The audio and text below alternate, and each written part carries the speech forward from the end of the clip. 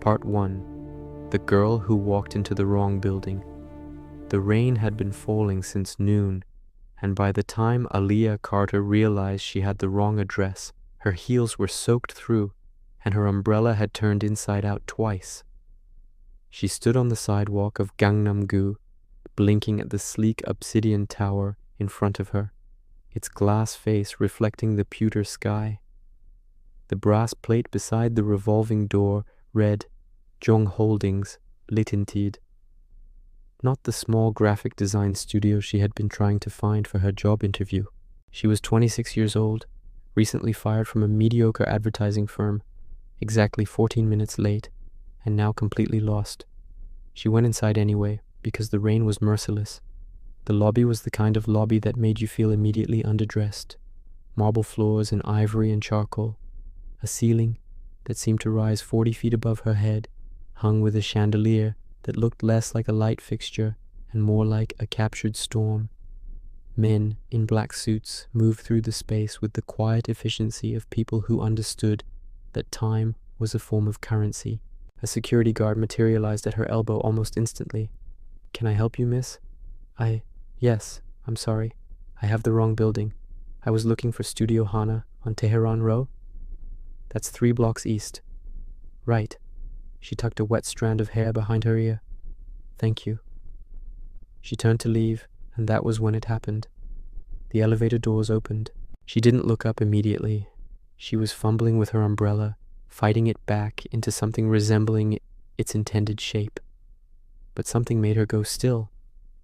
Not a sound exactly, more like a change in atmospheric pressure, the way a room shifts when something significant enters it. She looked up.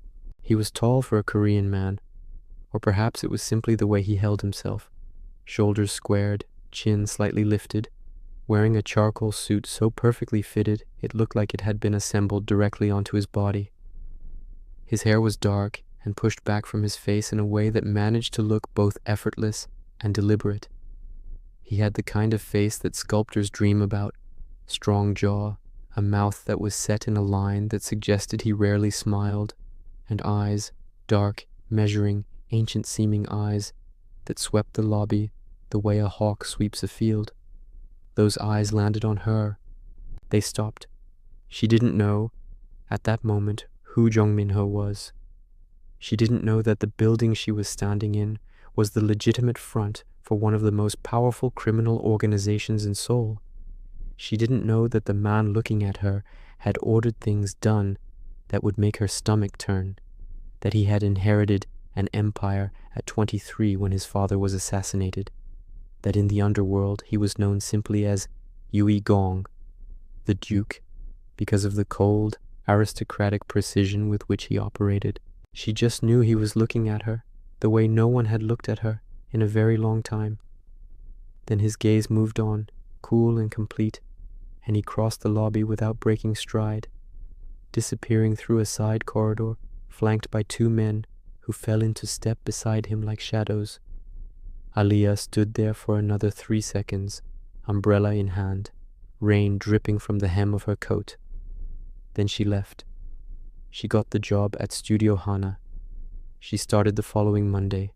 She did not think about the man in the lobby, or rather, she tried not to. Part 2. How she came to work for him. It was a Tuesday, 6 weeks later, when her life changed direction again. Studio Hana, it turned out, did the branding work for 3 subsidiaries of Jong Holdings. This was not information that had been advertised during the hiring process.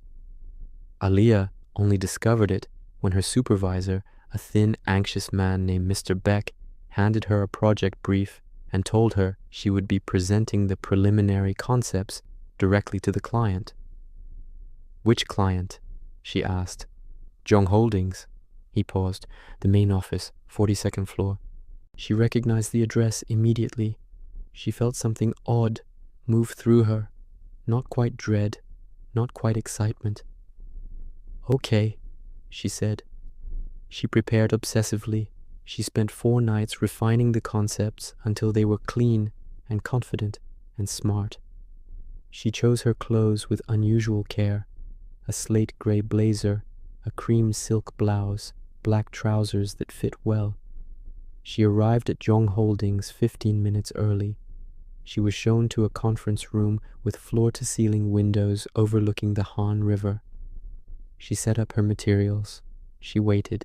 3 men came in first, aides or assistants or something, all of them wearing the same expression of contained watchfulness. Then a 4th man she didn't recognize, older, who introduced himself as Director Park. Then Jong Minho walked in. He stopped when he saw her. She saw it happen.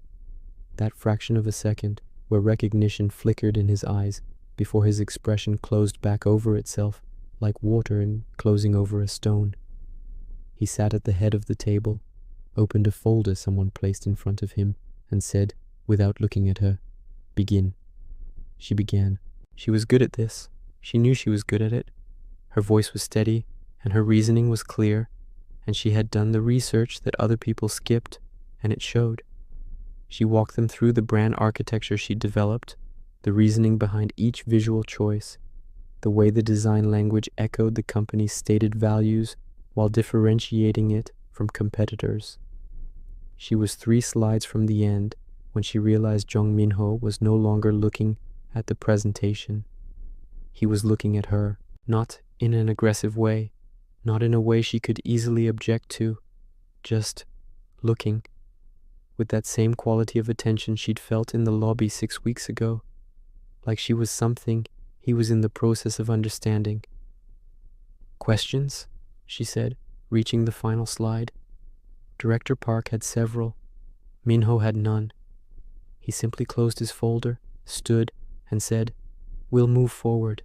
Director Park will handle the contract details." And he left. She thought that was the end of it. 3 days later, she got a call from an HR representative at Jong Holdings offering her a full-time senior design position at almost twice her current salary.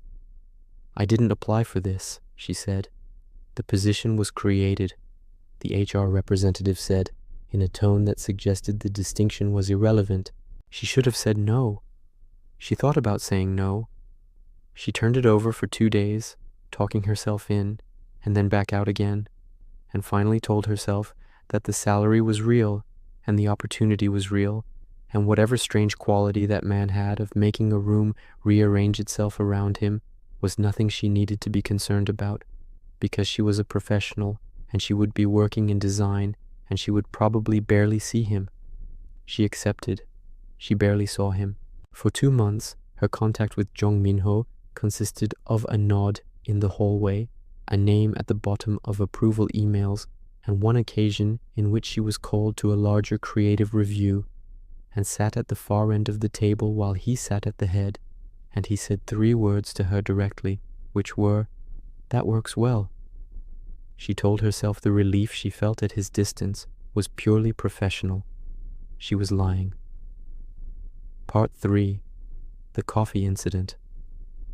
It started with coffee, or rather, it started with her staying so late on a deadline that the building was nearly empty, and her wandering in search of the small kitchen on the 40th floor, only to find it occupied by a man she had never expected to find standing in front of a coffee machine at 11:30 at night, jacket off, sleeves rolled to the elbows, staring at the machine with the focused irritation of someone who has never quite made peace with domestic machinery. She stopped in the doorway. He looked over his shoulder. For a long moment, neither of them said anything. "The filter," she said finally. "You have to press the left button before you select the roast. It resets every time the power flickers." He looked back at the machine, pressed the left button, selected the roast. The machine hummed into obedience. He stepped back slightly, not an invitation exactly, but a making of space. And she crossed the kitchen and got a mug from the shelf, and they waited in silence for the machine to finish, standing a respectable 2 feet apart. "You're the designer," he said, not a question. "Aaliyah Carter. Yes. The Mirai campaign was good. Thank you." The coffee finished. He poured a cup and stepped aside to let her do the same. She added too much milk because she was nervous and she covered it by stirring longer than necessary. "Why are you here this late?" he asked. It wasn't small talk. It was the direct inquiry of a man who wanted information. Deadline. The Hansung rebrand needs to be presented Friday. That's Kim Junho's project. He got appendicitis. Something shifted in his face. Not quite amusement, something adjacent to it. And they gave it to you with 3 days' notice. Someone had to do it. He leaned against the counter, cradling his mug, and looked at her in that measuring way. "You could have said no.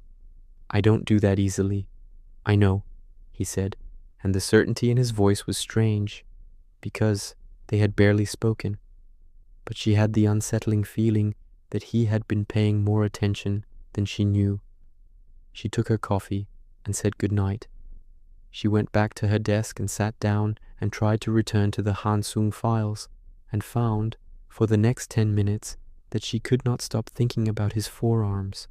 This was a problem. Part 4.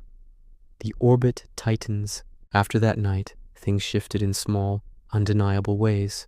He began stopping by her office, not frequently, never long enough to be remarked upon, but with a regularity that she started to feel before he arrived, a slight quickening of something in her chest in the 10 minutes before he appeared in her doorway.